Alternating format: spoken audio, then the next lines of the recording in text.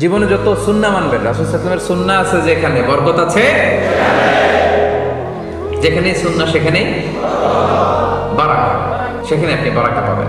যে কোনো সুন্নাহ, like Sunnah of eating, Sunnah of sleeping, Sunnah of travelling, Sunnah of trading, খাওয়া, ঘুমানো, সফর করা, ব্যবসা, কাজ করা, যে কোনো কাজের ক্ষেত্রে সুন্নাহ মানলেই ওটার মধ্যে বরকত আছে না নেই? সুন্নাহর সাথে সবসময় নিজেকে জড়িয়ে রাখতে। যেমন সুন্নাহ অফ ইটিং, খাওয়ার সময় সুন্নাহ মানলে কি বরকত পাওয়া যায় এটা দেখেন। এক সাহাবী এসে বলে, ইয়া রাসূলুল্লাহ, ইন্না নাআকুলু ওয়া লা নাশবা। হে আল্লাহর রাসূল, আমরা খাই কিন্তু পেট ভরে না। এরকম অনেক সময় হয় না? হয়। কার কার হয় দেখি? খাইলেও পেট ভরে না, দেখি কার কার। সাহস করে দিয়ে একজন হাত তুলে ফেলছে। ঠিক আছে, সৎ সাহসের জন্য ধন্যবাদ। হতে পারে যারা কাজ করে বেশি, চিন্তা করে বেশি, ক্ষুধা লাগে। নট নেসেসারি যে আপনার অনেক দৌড়াইতে হবে, এক্সারসাইজ করতে হবে না। আপনি ব্রেন স্টর্মিং করলে ক্ষুধা লাগবে। আমি নিজেও ফিল করি, যখন কোনো কিছু নিয়ে খুব ভাবি তখন ক্ষুধা লাগে, এটা হয়। তো সাহাবীরা কি চিন্তা করেন, কি সিম্পলিস্টিক লাইফ লিড করতো। মনে যা আসছে নবীরে বলে ফেলছে, এ রাসূলুল্লাহ, ইন্না নাআকুলু ওয়া লা নাশবা। রাসূল, আমরা খাই কিন্তু পেট ভরে না। পেট ভরে না কেন? তো রাসূল সাল্লাল্লাহু আলাইহি ওয়াসাল্লাম দেখেন কি বলে। রাসূল সাল্লাল্লাহু আলাইহি ওয়াসাল্লাম বললেন, লাআল্লাকুম তাআকুলুনা মুতাফাররিকিন। মনে হয় তোমরা একা একা খাও, একসাথে খাও না। মনে হয় তুমি একা একা খাও, মেবি ইউ ইট অ্যালোন। একসাথে মনে হয় খাও না। ওই সাহাবী বলে, না, হ্যাঁ ইয়া রাসূলুল্লাহ, আমি আসলে একা একা খাই, অন্যদের সাথে বসে মিলেমিশে খাই না। তখন রাসূল সাল্লাল্লাহু আলাইহি ওয়াসাল্লাম খাবারের সুন্নাহ শিখিয়ে দিলেন, দ্য এটিকেটস অফ ইটিং। তিনি বললেন, ইজতামিউ আলা তাআমিকুম। না না না, একা একা খেও না, খাবার নিয়ে একসাথে সবাই বসবা।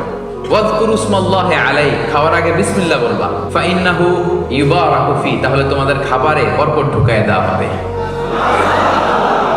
এবার বুঝছেন সুন্নাহ মানলে কিভাবে বরকত পাওয়া যায়? দেখেন, খাওয়ার ক্ষেত্রে আরো রাসূল সাল্লাল্লাহু আলাইহি ওয়াসাল্লাম কি ইনস্ট্রাকশন দিয়েছেন। তিনি বলেছেন, আহাব্বু আত-তাআমি ইলাল্লাহি মা কাসুরাত আলাইহিল আইদি। আল্লাহর কাছে সবচেয়ে প্রিয় খাবার ওইটা যেই খাবারে অনেকগুলো হাত পড়ে। এক প্লেট নিয়ে শুধু এক হাত দিয়ে খাচ্ছেন, এটা আল্লাহর কাছে পছন্দ না। একটা খাবার নিয়ে অনেকগুলো মানুষ বসে চারদিক থেকে নিয়ে নিয়ে খাচ্ছে, এই খাবারটা আল্লাহর কাছে বেশি প্রিয়। সুবহানাল্লাহ।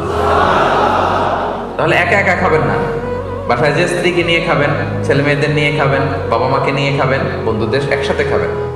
এবং খেয়াল করে দেখবেন, একা একা খেলে যে টেস্ট পাওয়া যায়, কয়েকজন মিলে খেলে এটা টেস্ট বেড়ে যায় কয়েক গুণ। কি বলেন?